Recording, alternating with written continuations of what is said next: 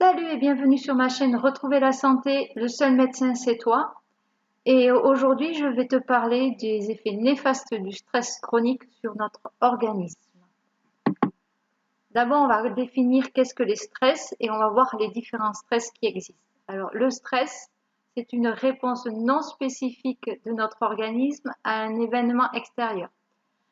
Qu'est-ce que ça signifie? En fait ça signifie que quand tu es confronté à un événement extérieur, ton corps va réagir toujours de la même façon. Il va utiliser les mêmes processus pour réagir, que ce soit un stress physique, un stress psychologique.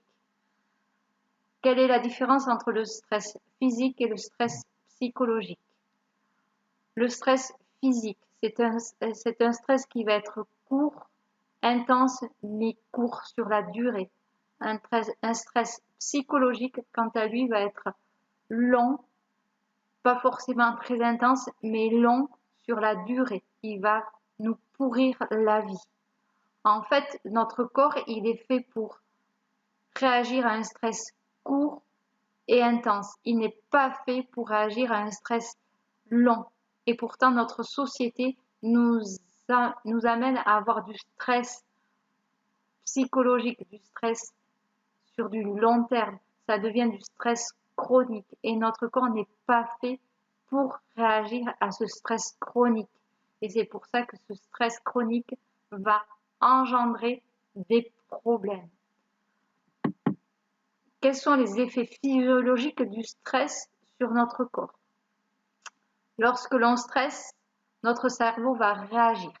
Parce qu'on va être confronté à un événement extérieur qui nous demande de réagir, ça va être l'hypophyse qui va être stimulée. Elle va déclencher la fabrication de différentes hormones. L'hormone STH, l'hormone vasopressine et la CTH. Donc la STH, ou appelée aussi hormone de croissance, va venir stimuler le pancréas qui va venir fabriquer du glucagon et qui va permettre le déstockage des graisses dans les tissus adipeux. La vasopressine, elle va agir sur le rein. C'est une hormone antidiurétique. Donc, elle va informer le rein qu'il faut arrêter de la fuite de liquide. Ça qui va permettre une augmentation de la pression artérielle. Ensuite, il va y avoir une fabrication de l'ACTH. Cette hormone va stimuler les glandes surrénales. Les glandes surrénales, elles, vont fabriquer deux hormones, les hormones du stress, l'adrénaline et le cortisol. Elle va fabriquer l'adrénaline elle va fabriquer l'adrénaline sur un temps très court. Elle va le fabriquer en pic. On va avoir un pic d'adrénaline qui va venir stimuler notre cœur, notre poumon et nos vaisseaux sanguins. On va avoir ainsi une augmentation du rythme cardiaque, une hyperventilation, une augmentation de la pression artérielle. Tous ces événements, tous ces processus sont là pour nous faire réagir, pour qu'on se mette à l'action sans réfléchir, qu'on se mette à fuir s'il y a besoin ou à réagir s'il y a besoin, sans réfléchir.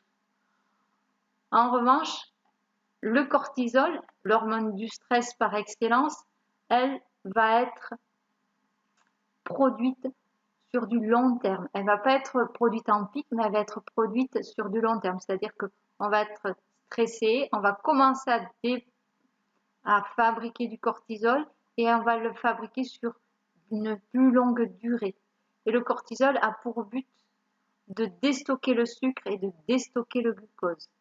En fait, si on regarde bien, les effets physiologiques du stress vont servir à amener plus d'énergie au corps avec un déstockage des graisses dans les tissus adipeux, un déstockage des sucres dans le muscle et dans le foie, et ce qui va permettre une réaction rapide et qui va permettre d'avoir une réaction et une action.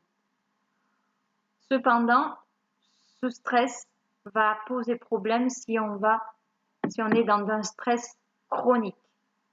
Et l'effet néfaste du stress chronique vient justement de l'hormone cortisol. puisque cette hormone va être fabriquée sur du long terme. Et le cortisol a comme effet néfaste sur notre organisme, va agir au niveau du foie par exemple, elle va synthétiser le glucose. Et donc en synthétisant le glucose, elle va faire sortir le sucre du foie et donc elle va créer une hyperglycémie. L'hyperglycémie sur du long terme va être néfaste, elle va abîmer nos cellules, elle va être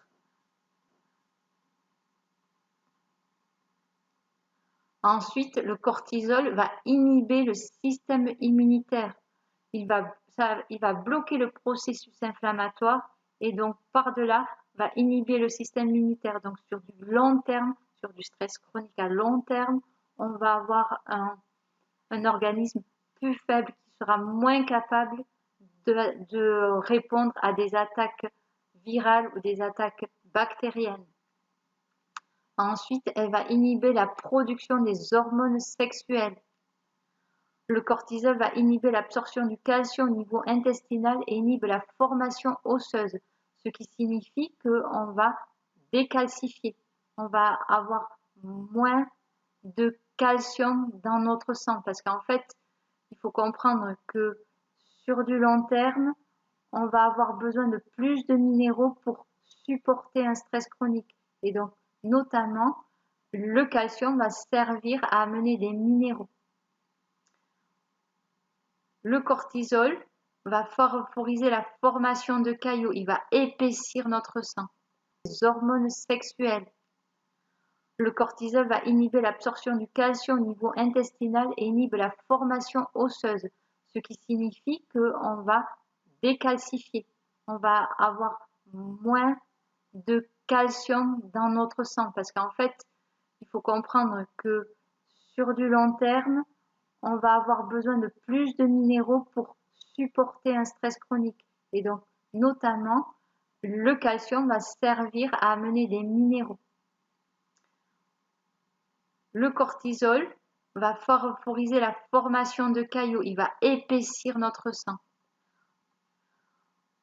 À long terme, on a vu, à court terme, le cortisol, il faisait sortir le sucre des muscles. Mais quand il n'y a plus de sucre dans les muscles, il va utiliser les protéines. Donc, on va se démuscler, on va enlever des protéines aux muscles. Et en dernier lieu, le cortisol va élever le taux de cholestérol et il va être hypertenseur. Qu'est-ce que le stress va créer dans notre corps? Il va créer une augmentation du rythme cardiaque, une augmentation de la pression artérielle et une augmentation de l'hyperventilation. Le seul moyen qu'on va avoir pour lutter contre ce stress, qu'il soit chronique ou juste ponctuel, ça va être la respiration. On ne peut pas jouer sur notre rythme cardiaque ou sur notre pression artérielle. La seule chose que consciemment on peut réguler, ça va être notre ventilation. Et d'ailleurs, pour avoir un corps et un esprit calme, il faut avoir une respiration calme. Lorsque vous vous mettez en hyperventilation, au niveau de votre cerveau reptilien, votre cerveau inconscient, c'est synonyme de stress. Donc, dès que vous allez être en hyperventilation, vous allez être en stress. Et d'ailleurs, on se rend compte que les gens qui sont en stress chronique ont une hyperventilation chronique. On ne s'en rend plus compte, mais souvent, on va mal respirer et on va perdre la respiration efficace. Donc, pour lutter contre le stress, pour lutter contre les effets néfastes du stress, pour faire baisser la production de cortisol, il va falloir apprendre à mieux respirer. Ça va être notre seule arme, la respiration. Plus vous aurez une respiration calme, moins vous serez stressé. Et moins vous serez stressé, mieux vous respirerez mieux vous oxygénerez vos cellules. Donc, la respiration a pour but de mieux oxygéner les cellules. Donc, en conclusion, le stress est néfaste pour nous à cause de la production de cortisol. Et le seul moyen pour lutter contre le stress chronique, ça va être de réapprendre au quotidien de respirer. Il y a plein de méthodes de respiration. Vous avez tout ce qui est méditation, vous avez tout ce qui est hypoventilation. Choisissez votre respiration, réapprenez à respirer, retrouvez une respiration efficace. Je vous ferai une nouvelle vidéo pour vous expliquer qu'est-ce que c'est une respiration efficace et comment apprendre à mieux respirer. Je vous dis bonne fin de journée et à la prochaine. Au revoir.